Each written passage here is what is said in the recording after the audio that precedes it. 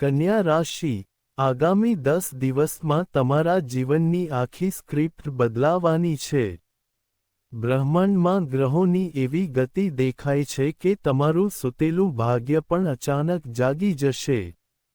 જો તમે વિચારી રહ્યા હતા કે જૂન મહિનાનો અંત સામાન્ય રહેશે, તો તમે મોટી ભૂલ કરી રહ્યા છો, કારણ કે આ બાકીના 10 દિવસોમાં તમારા ભાગ્યમાં 4 એવા સારા સમાચાર આવી રહ્યા છે જે તમને સ્મિત કરાવશે, તમારા હોઠ પર સ્મિતનું કારણ બનશે. પરંતુ તે જ સમયે 3 અદૃશ્ય પડકારો જેના પ્રત્યે તમારે સાવધ રહેવું પડશે, કારણ કે ગ્રહો એ જ રીતે તેઓ ક્રિયા બતાવે છે, તેઓ પ્રતિક્રિયા પણ બતાવે છે. તો જતા પહેલા, આ જૂન મહિનો તમને શું આપશે અથવા તમારી પાસેથી શું છીનવી લેશે?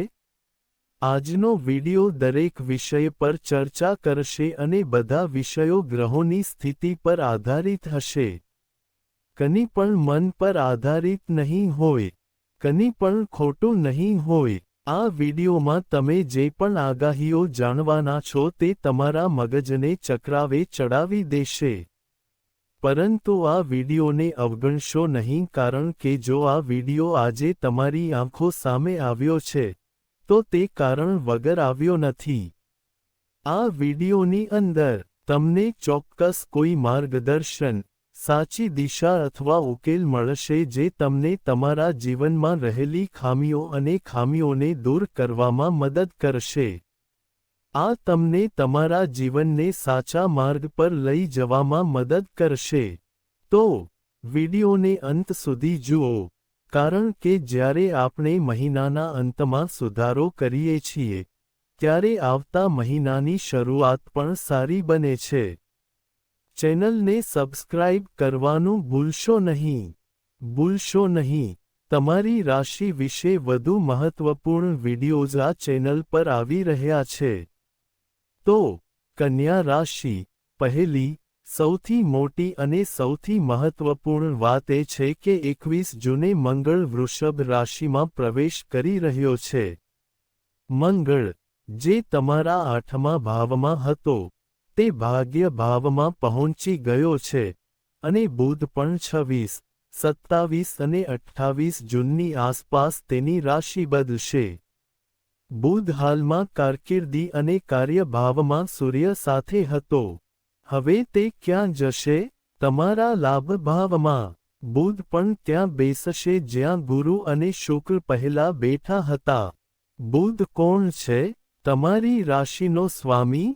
હા, તમારી રાશિનો સ્વામી હવે લાભના ઘરમાં પહોંચવાનો છે. તો તે લાભ કેમ નહીં લાવે? હું તમને આગળ જે માહિતી આપવા જઈ રહ્યો છું તે ધ્યાનથી સાંભળો, કારણ કે જો તમે આ માહિતી ચૂકી જશો, તો ભવિષ્યમાં તમને ખૂબ પસ્તાવો થશે. સૌપ્રથમ, જો આપણે શનિની સ્થિતિ જોઈએ. શનિ તમારા 7મા ભાવમાં હાજર છે. આ 7મો ભાવ શું દર્શાવે છે? આપણું લગ્ન જીવન, આપણો વ્યવસાય. હવે અહીંથી શુભ અને અશુભ બંને અસરો દેખાય છે.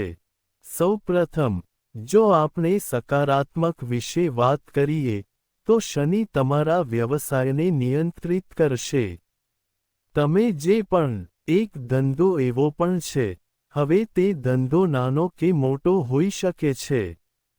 જો તમે સ્વરોજગાર છો, તમારી પાસે પોતાનું કામ છે, તો હવે ક્યાંક ને ક્યાંક તમને રસ્તો ખુલતો દેખાશે.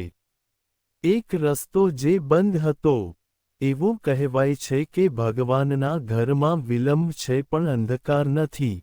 એ જ રીતે, તમે અત્યાર સુધી જે સંઘર્ષનો સામનો કર્યો છે, આ મહિનામાં તમે જે 20 દિવસ વિતાવ્યા છે, તમે ઘણી વખત તમારી લાગણીઓને કાબૂમાં રાખી છે. કોઈ તમને વાતો કહી રહ્યું છે, તમને ટોણા મારી રહ્યું છે, પણ તમે તમારી જાતને કાબૂમાં રાખી છે અને કહ્યું છે કે સમય આવશે ત્યારે તમે મને કહીશ. કેટલાક બોસ અને અધિકારીઓએ પણ તમને ઠપકો આપ્યો, સાથે જ તમે કોઈ મોટા ઓર્ડરની અપેક્ષા રાખતા હતા પણ એવું થયું નહીં. તમારું કામ પણ પેન્ડિંગમાં ગયું પણ તમે તમારો સંઘર્ષ ચાલુ રાખ્યો. તમે સખત મહેનત છોડી ન હતી.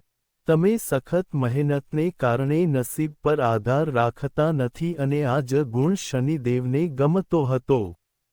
હવે શનિદેવનું વર્તન શું છે? તે તરત જ તે આપતા નથી. તે પહેલા વ્યક્તિને પોતાની સાથે જોડે છે. તે તેના પ્રિયજનો વિશે સત્ય કહે છે. તે તેને સાચા અને ખોટા વચ્ચેનો તફાવત સમજાવે છે.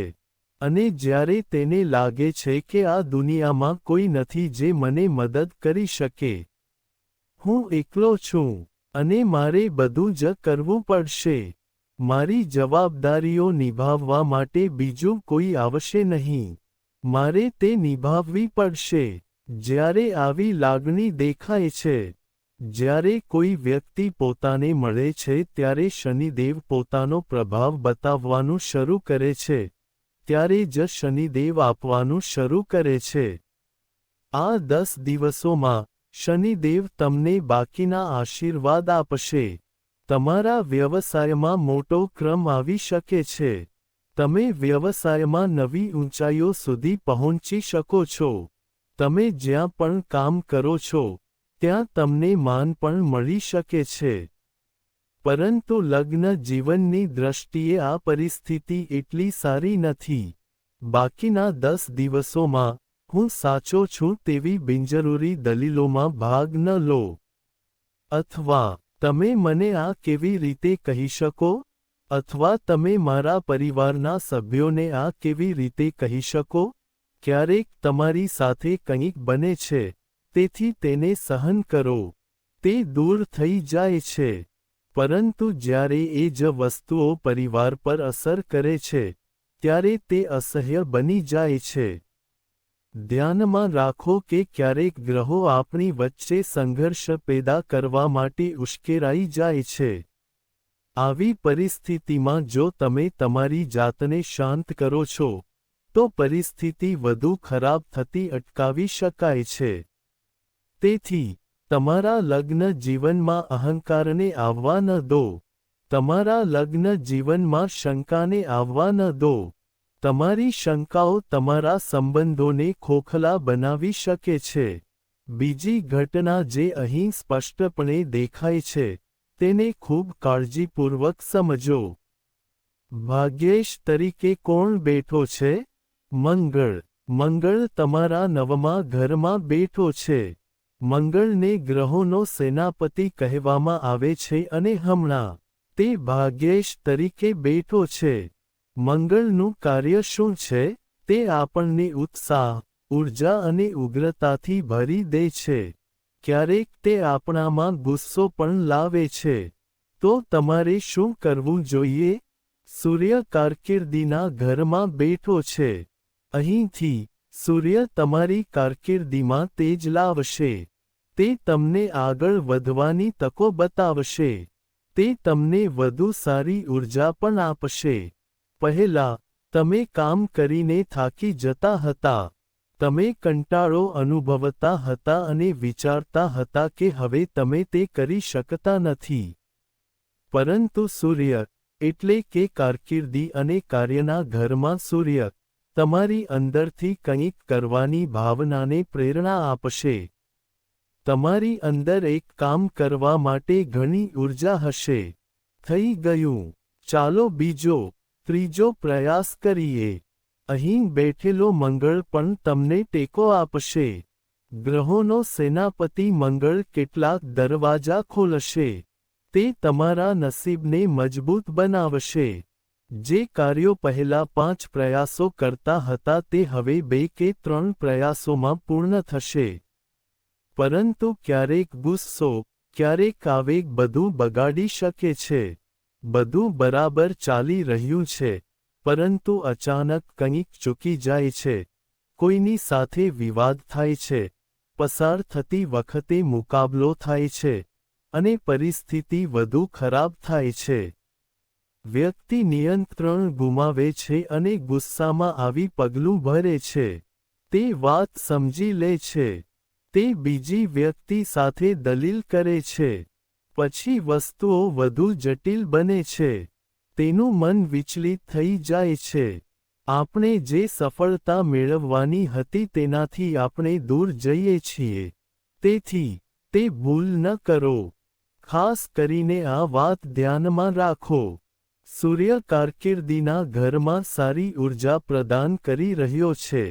તે આગળના રસ્તાઓ ખોલી રહ્યો છે. તે કંઈક કરવાનો તમારો આત્મવિશ્વાસ વધારી રહ્યો છે. મંગળ પણ ભાગ્યના ઘરમાં તમારા નસીબને મજબૂત બનાવવા માંગે છે. પરંતુ તે તમને તેના સ્વભાવથી પરેશાન કરી શકે છે. તે અગ્નિ તત્વનો ગરમ ગ્રહ છે. તમે વારંવાર ગુસ્સે થઈ શકો છો, કહી શકો છો, આ વ્યક્તિએ મને મુશ્કેલીમાં મૂક્યો છે. તેણે આ કેવી રીતે કહ્યું? તેની પાસે આટલી હિંમત હતી અને તે પોતાને મહાન કહેતો હતો, પોતાને મહાન માનતો હતો. અને તે વ્યક્તિ પોતાના પરનો કાબૂ ગુમાવી દે છે.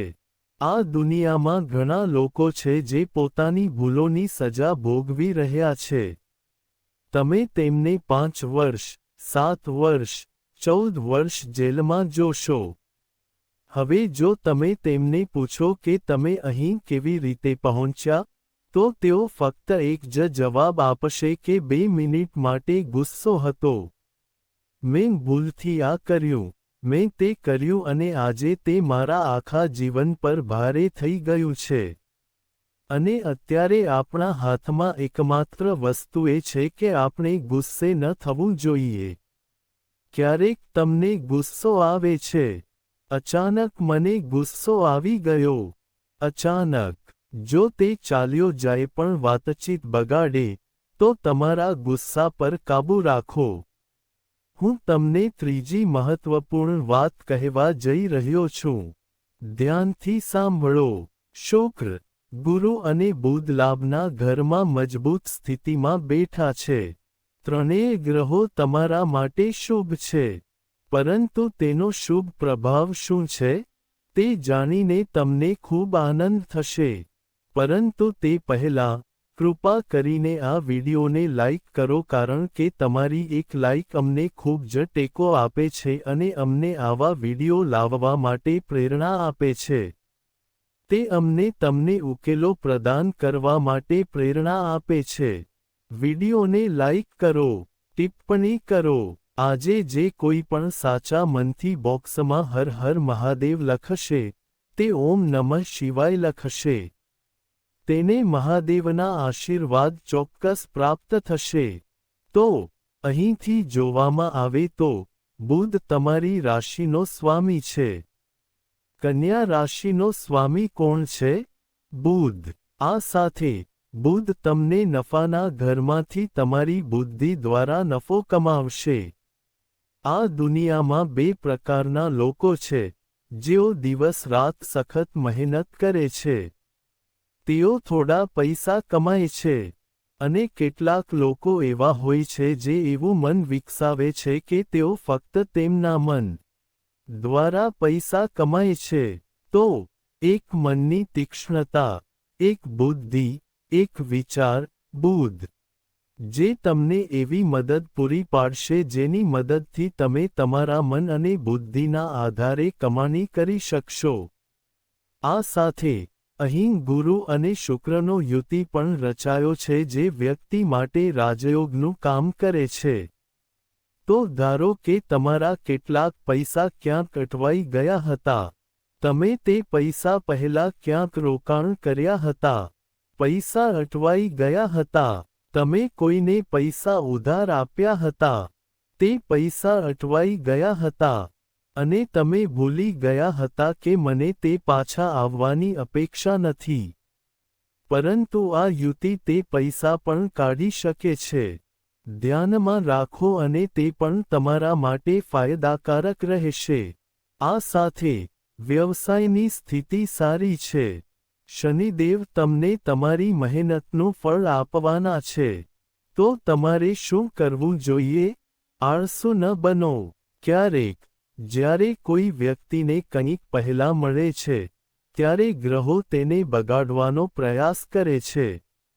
ઉદાહરણ તરીકે, જો તમે રાહુને છઠ્ઠા ભાવમાં જુઓ છો, તો તે તમને તમારા સ્વાસ્થ્ય વિશે મૂંઝવણમાં મૂકશે, કહેશે કે, મને આજે તાવ આવી શકે છે. મને ગરમી લાગી રહી છે, અને તે લાગણી ખરેખર તાવ તરફ દોરી જાય છે. ક્યારેક, જો કોઈ વ્યક્તિ થોડી ખાંસી કરે છે, તો તેને લાગે છે કે તેનું ગળું દુખે છે. તો, અહીં રાહુ તમને તમારા સ્વાસ્થ્ય વિશે મૂંઝવણમાં મૂકશે, અને સ્વાસ્થ્ય એ સંપત્તિ છે. જો સ્વાસ્થ્ય બગડે છે, તમે કેવી રીતે નફો કમાઈ શકશો? તમે કેવી રીતે આગળ વધી શકશો? તેથી, મૂંઝવણમાં ન પડો. હું સકારાત્મક છું. હું સ્વાસ્થ્ય પ્રત્યે સંપૂર્ણ છું. આ વિશે વિચારો. તમારા વિચારો શુદ્ધ અને સ્વચ્છ રાખો. પછી રાહુ તમને અહીંથી મૂંઝવી શકશે નહીં. આળસ ટાળો. વસ્તુઓ મુલતવી ન રાખો.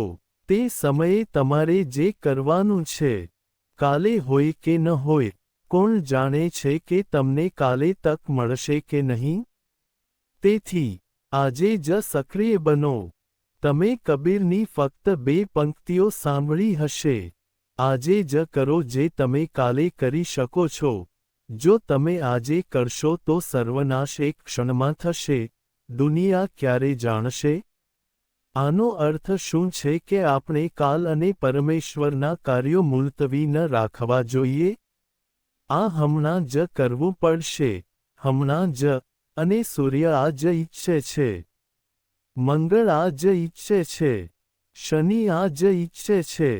પરંતુ રાહુ મૂંઝવણ પેદા કરે છે. ત્યાં સાવચેત રહો.